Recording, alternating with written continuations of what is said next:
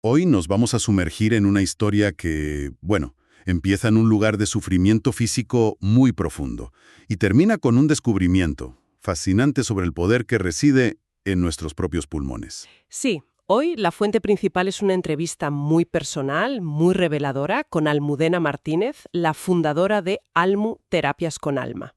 Exacto. Y esa entrevista nos va a servir de mapa para explorar un viaje que es, bueno, es extraordinario. Totalmente. Es un viaje que la lleva de ser paciente de fibromialgia con un dolor que es casi inimaginable desde que era niña, a convertirse ella misma en terapeuta y guiar a otros. Es una de esas historias donde la herida se convierte en la fuente de la sabiduría, ¿no? Justo eso. Y esa es un poco nuestra misión hoy. Vamos a desgranar ese camino para entender no solo su historia, que ya es potente de por sí, sino el método que desarrolló. Queremos analizar a fondo qué es eso de la respiración consciente continua. Eso es. ¿Y por qué podría ser una herramienta tan relevante para personas que conviven con el dolor crónico? Ojo, no como una cura mágica, que no es la idea. Para nada, sino como un complemento tangible, como una forma de recuperar cierto control cuando sientes que tu cuerpo te ha traicionado, por así decirlo. Pues empecemos por el principio, porque para entender el descubrimiento, primero hay que entender la dimensión del problema. La descripción que hace Almudena de su dolor de niña es brutal. Uf, sí. No habla de un dolor vago, sino de algo súper específico. Usa frases como sentir el cuerpo lleno de alfileres. O que la ropa, la simple ropa, le hacía daño como si tuviera cristales. Imagínate, pensemos un momento lo que eso significa para una niña. Pues que el mundo, que debería ser un lugar de juego y de exploración, se convierte en una fuente constante de dolor. El propio cuerpo, en lugar de ser un aliado, se percibe como un enemigo. Como algo hostil. Exacto. Y a eso súmale la incomprensión. La entrevista refleja muy bien esa peregrinación de médico en médico, acumulando diagnósticos que al final no ofrecían ninguna mejoría real. Y eso me lleva a una pregunta. Cuando un sufrimiento es invisible para los demás, y además es crónico desde tan joven, ¿el peso psicológico debe ser tan grande o más que el físico? ¿Cómo afecta eso a la identidad de una persona? Es una pregunta clave. Se crea lo que en psicología llamamos una identidad de paciente. Ajá. Dejas de ser simplemente tú para ser la persona que tiene dolor. Tu vida empieza a girar en torno a eso. Las citas médicas, los tratamientos que no funcionan, la necesidad de explicar o justificar cómo te sientes. ¿Constantemente? Sí, y se produce un aislamiento muy profundo, porque aunque estés rodeado de gente, sientes que nadie puede comprender de verdad lo que vives. Es una soledad que cala hasta los huesos. Y en medio de esa desesperanza llega un punto de inflexión que es casi de película, un tromboembolismo pulmonar agudo que casi le cuesta la vida. Sí, un susto tremendo. Pero en la entrevista lo presenta no como una tragedia, sino como un catalizador. Me parece fascinante, pero a la vez complejo. ¿No corremos el riesgo de romantizar una experiencia tan traumática? Es un matiz muy importante, sí. No se trata de decir que el evento fue bueno, porque debió ser algo aterrador. Claro. Se trata de lo que la persona hace con el significado de ese evento. Para ella, esa experiencia límite supuso una ruptura total con el camino que llevaba. Fue la prueba definitiva de que el enfoque que había seguido hasta entonces... El de luchar contra su cuerpo, buscar la solución solo fuera. Exacto, que ese enfoque no funcionaba. A veces, tocar fondo es lo único que te obliga a mirar en una dirección completamente nueva. Una dirección que ella describe como la búsqueda de un enfoque holístico, algo que integrara cuerpo, emociones y alma. Y esa búsqueda es muy reveladora. Es la reacción de alguien que se ha sentido fragmentada por el sistema. La medicina convencional, que es súper necesaria y eficaz para muchas cosas, a menudo se centra solo en el síntoma, en la parte que está rota. Sí. Pero la persona es un todo. El dolor crónico genera miedo, el miedo genera tensión, la tensión genera más dolor. Es un nudo gordiano, ¿sabes? Un círculo vicioso. Justo. Buscar un enfoque integral es la necesidad de encontrar una herramienta que no solo actúe sobre el cuerpo, sino que también desenrede esa madeja de emociones y le dé un sentido, un alma, a la experiencia. Y es en esa búsqueda donde encuentra la herramienta que lo cambia todo. La respiración consciente continua. Cuando lo oí por primera vez, sonaba casi demasiado simple. Respirar. Si es algo que hacemos sin pensar. Ya. Pero el método que describe es muy específico y estructurado. Explícanos cómo funciona, porque no es simplemente respirar hondo, ¿verdad? Para nada. Es un proceso muy intencionado, diseñado para modular el sistema nervioso de una forma muy concreta. Según lo detalla Almudena, una sesión tiene 3 fases muy diferenciadas. Vale. La primera es la fase de activación. Y aquí viene lo que puede sonar un poco contraintuitivo. Se respira por la boca de forma continua, enlazando inhalación y exhalación sin ninguna pausa. Espera, por la boca has dicho. Por la boca. Es una especie de hiperventilación controlada. Uf, pero eso me genera una duda importante. Para alguien que ya vive con el sistema nervioso en alerta por el dolor crónico, ¿no es eso contraproducente o incluso peligroso? ¿Dónde está el límite para que eso no se convierta, no sé, en un ataque de pánico? Excelente pregunta. La clave está en 2 palabras: segura y controlada. Esto se hace siempre en un entorno terapéutico, en un espacio contenido. Vale, eso es importante. El objetivo no es llevar a la persona a un estado de pánico, sino usar la fisiología a nuestro favor. Al activar el sistema nervioso simpático, el de lucha-huida, de esta manera se genera una sobrecarga energética momentánea, que paradójicamente puede hacer que el cuerpo afloje defensas y bloqueos muy arraigados. Es como sacudir una alfombra muy polvorienta. Esa es la imagen. Tienes que hacerlo con energía para que suelte todo lo que tiene acumulado. Y ahí pueden emerger emociones reprimidas, sensaciones corporales, memorias. Entiendo. No es una activación para quedarse ahí, sino para provocar una liberación, como abrir una válvula de escape. ¿Y después qué? ¿Cómo se gestiona esa intensidad? Ahí entra la segunda fase, la de regulación. Inmediatamente después de esa respiración activa, se realiza una apnea, una pausa breve sin aire. Una pausa. Sí. Y este pequeño momento de vacío es crucial. Es como pulsar el botón de reinicio del sistema. Permite que se reordene todo y facilita la transición hacia el otro lado del espectro, al sistema nervioso parasimpático. Que es el de la calma, el de la reparación. Exacto. Pasas de la máxima alerta al inicio de la calma. Fascinante. La sesión se cierra con una hipnomeditación corta, donde la respiración ya vuelve a ser suave y por la nariz. El objetivo aquí es asentar lo vivido. Vale. Después de la tormenta de la activación y el reinicio de la regulación, esta fase permite que el sistema nervioso entre en un estado de relajación profunda. Es un viaje completo, de la activación a la calma profunda, y todo guiado por el propio aliento. Y la descripción que hace Almudena de su primera experiencia con esta técnica es reveladora. Dice que sintió una ilusión de verdad. Me encanta esa expresión. A mí también. No una ilusión falsa, sino la sensación de haber encontrado algo real, tangible, que podía hacer por sí misma. Es pasar de ser un sujeto pasivo que recibe tratamientos a ser un agente activo de su propio bienestar. Y ese es, creo, el núcleo de toda la transformación. Si conectamos esto con lo que hablábamos, lo que describe es la recuperación de la agencia personal. La agencia personal. Me gusta ese concepto. Es que imagina pasar años sintiendo que tu cuerpo es un campo de batalla incontrolable. El dolor dicta tu agenda, tus relaciones, tu estado de ánimo. Y de repente descubres una herramienta interna que no depende de nada ni de nadie más que de ti, que te permite influir conscientemente en las reacciones de tu cuerpo. Entonces, lo que estamos diciendo es que la herramienta no es mágica, pero el efecto sí es casi milagroso en el plano psicológico. Totalmente. Por primera vez en años, una persona deja de ser una espectadora de su propio dolor y se convierte, en cierto modo, en la directora de su sistema nervioso. Ese cambio de rol es el verdadero clic, ¿no? Totalmente.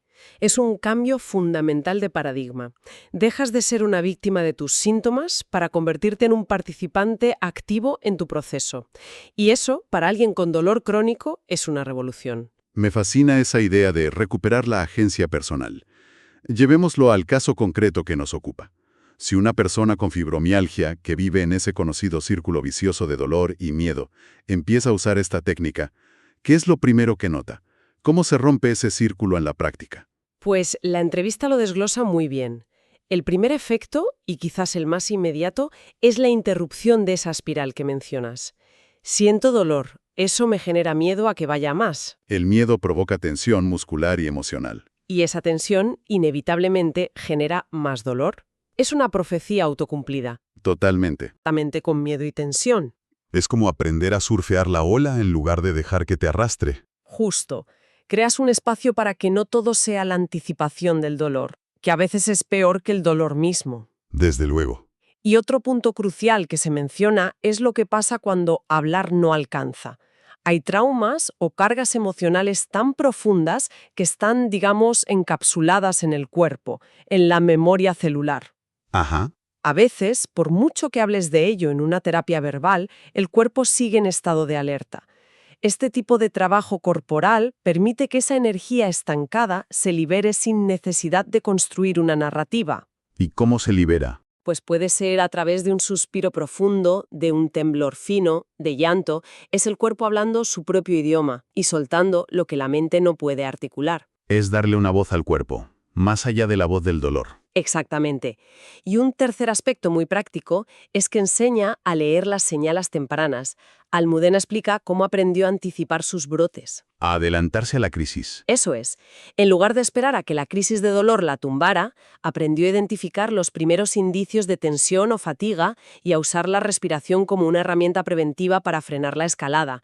Es pasar de un modo reactivo a un modo proactivo. Qué importante. Y finalmente, aunque se menciona con cautela, está el posible efecto antiinflamatorio.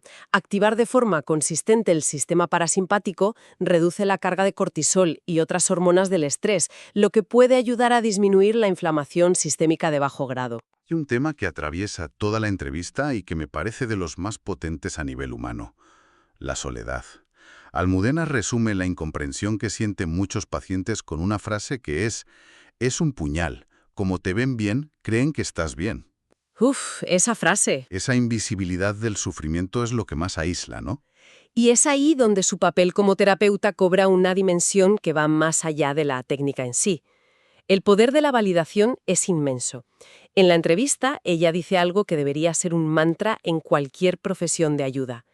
Escuchar es creerte a la primera. Creerte a la primera. Sí. Para una persona que lleva años sintiendo que tiene que justificar su dolor, que ha sido acusada de exagerar o de que todo está en su cabeza, encontrar a alguien que le cree sin condiciones es transformador. ¿Por qué es tan poderoso ese simple acto de ser creído? Porque le permite bajar la guardia. La persona con dolor crónico gasta una cantidad de energía ingente en defender la realidad de su experiencia.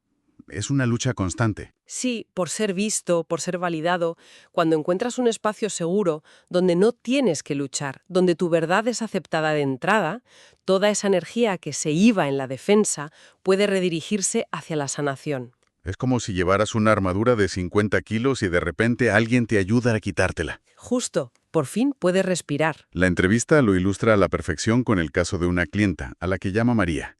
Llega a la primera sesión y suelta una frase que se te clava en el alma. Estoy cansada de ser fuerte. Una frase demoledora, porque la sociedad nos aplaude por ser fuertes, por aguantar, por seguir adelante a pesar de todo. Pero esa fortaleza tiene un coste altísimo. Significa ignorar las necesidades del cuerpo, invalidar las propias emociones, ponerse siempre en último lugar. Estoy cansada de ser fuerte. Es un grito que significa necesito permiso para ser vulnerable, para cuidarme, para decir basta. Y las pequeñas victorias de María, como las llama Almudena, van precisamente en esa dirección. Cosas que para una persona sana son triviales, pero que para ella eran conquistas enormes. ¿Cómo cuáles? Ser capaz de pedirse 10 minutos de silencio en casa sin sentirse culpable, o atreverse a decir hoy no puedo a un plan social, en lugar de forzarse y pagar las consecuencias con días de dolor. Y esto nos lleva a un punto fundamental sobre el objetivo de la terapia. Como se ve en la historia de María, no se trata de una cura mágica que elimina el dolor para siempre. No. Se trata de recuperar la calidad de vida y, sobre todo, la autocompasión. El dolor puede que siga ahí de fondo, pero deja de ser el director de la orquesta de tu vida. Pasa de ser el protagonista absoluto a ser un actor secundario. Exacto.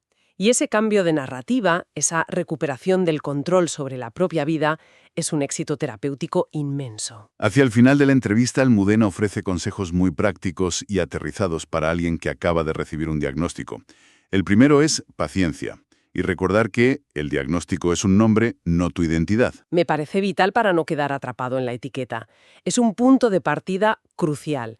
Un diagnóstico puede ser un alivio, porque por fin pone nombre al sufrimiento. Cierto. Pero también puede ser una trampa si te identificas completamente con él. Eres mucho más que tu fibromialgia o tu artritis. El segundo consejo, buscar apoyo. Conecta con lo que hablábamos antes. Tu dolor es real, busca a quien te crea. Fundamental. Y el tercero es volver a lo básico, darse permiso para descansar sin culpa e identificar qué te calma y qué te dispara el dolor. Es un trabajo, al final, de autoconocimiento. Y aquí introduce una distinción que me parece muy responsable y necesaria. Insiste en que esta terapia es un complemento, no un sustituto de la medicina tradicional. Pero me pregunto, ¿no podría alguien escuchar esto y pensar, genial, dejo la medicación y me dedico solo a respirar? ¿Cómo se gestiona esa expectativa? Es un riesgo real. Y por eso es tan importante la claridad con la que ella lo expone. Cita textualmente. Dice: yo no toco medicación ni diagnósticos. Sumo un espacio cuidado donde lo invisible se ordena y lo médico cunde más. ¿Lo médico cunde más? Es una forma brillante de explicarlo. Sí, la terapia no compite con la medicina, la apoya. Ayuda a la persona a gestionar su estado interno, a reducir la ansiedad, a dormir mejor, a llegar a la consulta del reumatólogo con más calma y claridad. O sea que un sistema nervioso más regulado puede hacer que los tratamientos farmacológicos sean más efectivos o que se necesite menos medicación. Exactamente. O que la que tomas te haga más efecto. Si tu cuerpo está en un estado de estrés y tensión permanentes, es como intentar echar agua en una cesta de mimbre. Mucho de ese esfuerzo se pierde. Claro. Al calmar el sistema nervioso, ayudas a que el cuerpo esté en un estado más receptivo para la sanación. Se trata de sumar herramientas, no de restar. Entonces, si recapitulamos las ideas clave de nuestro análisis, tenemos por un lado el poder de un viaje personal que transforma el dolor en una misión de ayuda. Por otro, la respiración consciente como una herramienta sorprendentemente potente y accesible para que la persona recupere la agencia sobre su propio cuerpo. Y rompa el ciclo del dolor crónico. Y por encima de todo, esa necesidad humana fundamental de ser visto, de ser creído, de ser acompañado en el sufrimiento. La técnica es importante, pero el espacio de validación y seguridad es quizás la mitad del proceso terapéutico. Sin duda. Toda esta conversación me deja con una idea resonando. La entrevista de Almudena demuestra que gran parte de la gestión del dolor crónico no consiste en encontrar una solución externa mágica, No. sino en algo mucho más íntimo. Restablecer una relación con el propio cuerpo, aprender a escucharlo en lugar de luchar contra él. Precisamente. Y eso me lleva a una última reflexión que podemos dejar flotando. A ver, Vivimos en un mundo que nos empuja constantemente a hacer más, a ser más fuertes, a no rendirnos. La historia de Almudena y de María nos muestra un camino opuesto. sí, Y la pregunta es, ¿qué pasaría si la clave para el bienestar, especialmente cuando convivimos con el dolor, no estuviera en apretar más fuerte,